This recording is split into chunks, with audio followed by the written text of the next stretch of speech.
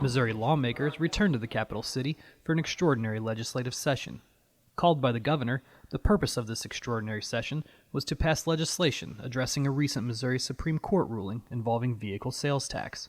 According to the bill's sponsor, the extra session legislation has the potential to affect consumers throughout the state. This bill corrects something that has been going on for a very long period of time as far as allowing people to get credit for multiple vehicles traded in.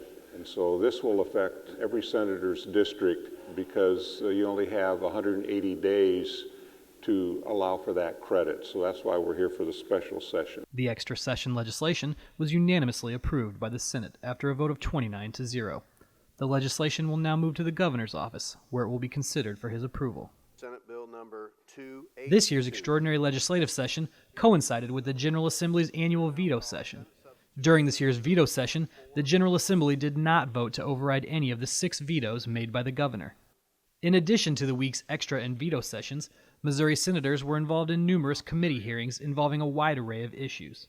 One of those committees, the Interim Committee on Prescription Drug Transparency, addressed multiple topics, including prescription drug costs in the state of Missouri. Senator Arthur and I both represent areas of the state where we have a high senior citizen population, and they're the ones who are really having to make decisions between, the cost of drugs and some of the other things that they need for basic living.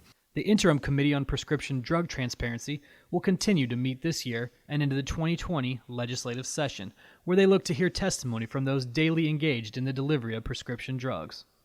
Reporting from the state capitol, I'm John Pattison.